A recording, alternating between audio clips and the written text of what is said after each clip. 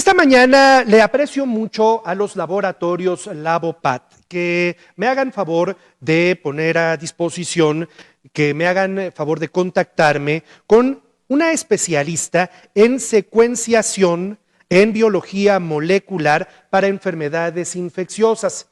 Ella es Cintia Peñalosa. Cintia, ¿cómo está? Le agradezco mucho la conversación esta mañana. Será muy valioso escucharla porque en este momento en el que estamos en pleno crecimiento de la llamada cuarta ola, vemos que la gente acude a los laboratorios y pide una prueba. Hoy, de alguna manera, estamos familiarizados con las pruebas que se llevan a cabo, que se aplican en los laboratorios, la prueba de antígeno y la prueba PCR. La de antígeno más barata, la PCR más cara, pero quiero que me platique sobre la diferencia entre cada una de ellas y la efectividad de cada una de ellas, sobre todo para detectar la variante Omicron. Le agradezco pues y la escucho. Buen día. Gracias por estar con nosotros. ¿Qué tal? Buenos días. Muchas gracias por el espacio. Bueno, pues sí, como bien comenta, las pruebas de antígenos son, pues en este momento de las pruebas más solicitadas para la detección de COVID y de nuevas variantes. Las pruebas de antígeno están diseñadas, sí, para realizar la detección de unas proteínas, en su mayoría una que se llama nucleocápside, que en nuevas variantes no presenta un alto nivel mutacional, y es por esto que suponen que sí son capaces de detectar nuevas variantes. Sin embargo, bueno, diversos estudios señalan que hay una clara disminución de la sensibilidad de estas pruebas, que está relacionada con muchos factores, entre ellos la dinámica viral. Por esto es que los primeros días, en donde la carga viral no es tan alta, es posible que estas pruebas de antígeno den falsos negativos. Otra razón de los falsos negativos son las mutaciones en los genes que codifican para estas proteínas, por lo que la prueba que sigue siendo el estándar de oro para la detección y diagnóstico de SARS en este momento es la PCR. Entonces, a ver si voy entendiendo. Es decir, la prueba de antígeno no es mala, pero al final del día sí corremos el riesgo de que te haces la prueba de antígeno y te dé un negativo que sea falso. Es decir, estás contagiado, tienes el virus, pero la prueba de antígeno no necesariamente es capaz siempre de detectar esa positividad. ¿En qué porcentaje? ¿Hay algún estándar de porcentaje en el que puede fallar una prueba de antígeno? Se lo pongo de otra manera para claridad de nuestra audiencia. De cada 100 personas que se hacen una prueba de antígeno, ¿en cuántas podría fallar el resultado? Hay muchos estudios que varían este porcentaje, sobre todo dependiendo de las marcas y el día específico en el cual una persona se hace la prueba. La especificidad, los reportes muestran que varía entre el 30 y el 88%. Wow. Es decir, si una persona no se la hace en el día indicado, tiene un 70% de probabilidad de detectar un falso negativo en algunos casos.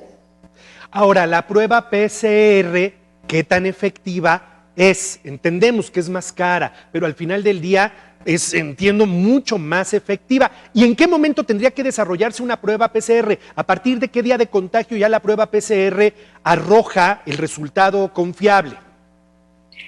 Las pruebas de PCR se pueden hacer de 3 a 5 días después de la exposición con un contacto positivo, no necesariamente presentando síntomas, lo cual presenta una ventaja porque con esta técnica podemos detectar a aquellas personas que son asintomáticas. Respecto a la sensibilidad y especificidad de estas pruebas, bueno, está arriba del 90-95%, lo cual es considerablemente más alto que las pruebas de antígeno. Regreso al tema de la de antígeno. La prueba de antígeno, pese a este riesgo de falsos negativos tan alto, puede detectar, está hecha para detectar Omicron, la variante Omicron. Bueno, como le comentaba, estas pruebas en su mayoría detectan una proteína que se llama nucleocápside.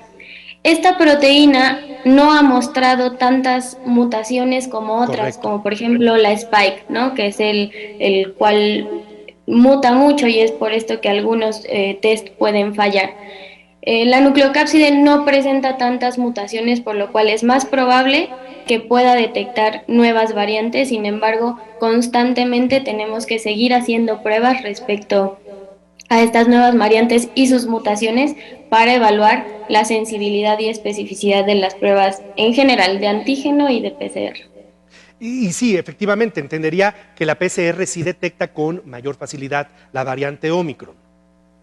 Sí, la PCR, sobre todo aquellas PCRs que tienen múltiples genes, es decir, que podemos detectar múltiples genes del virus al mismo tiempo, tienen la misma sensibilidad y especificidad y pueden detectar Omicron y otras variantes de preocupación. Oiga, cuando ustedes desarrollan una prueba en laboratorio, ¿ustedes saben qué variante de contagio es la que tiene el organismo o tendría que ser esa prueba sometida a otro tipo de estudio para saber a qué variante se encuentra sometida? Bueno, el diseño de las pruebas de PCR no siempre contempla poder detectar específicamente una cepa o una variante. Sí hay ahora nuevos ensayos de PCR que están diseñados para detectar mutaciones específicas que están asociadas a algunas variantes. Sin embargo, las PCRs que ahora están en el mercado no pueden distinguir entre variantes. La única prueba que hasta el momento podría identificar de qué variante se trata a ciencia cierta es la secuenciación de genoma completo. ¿Qué pasa con estas pruebas que de repente andan vendiendo ahí en casas de medicina, que son como tabletitas, donde uno se pica el dedo y pone una gotita de sangre? ¿Esas sirven, no sirven? Platíqueme. Esas pruebas lo que detectan son lo que conocemos como anticuerpos totales. Los anticuerpos totales comienzan a aparecer hasta 10 a 15 días después de la infección, por lo que estas pruebas específicamente no son una prueba diagnóstica. Y justamente voy a ese tema. Cuando el paciente resulta positivo, ¿a los cuántos días se debe desarrollar la prueba para saber si ya es negativo? A partir de que la prueba le dice, eres positivo, ¿cuántos días después para desarrollarse una nueva prueba? ¿Y qué prueba tiene que hacerse para saber si ya es negativo? Las recomendaciones internacionales dicen que deberíamos de esperar al menos 10 días para hacer en todo caso otra prueba de PCR y que ésta pudiera salir negativa. Con estas nuevas variantes como Omicron, los estudios preliminares muestran que incluso con menos días, 5 días, podría uno ya salir negativo. Sin embargo, la recomendación sigue siendo el aislamiento por al menos de 10 a 15 días para que una persona pueda dejar de ser contagiosa.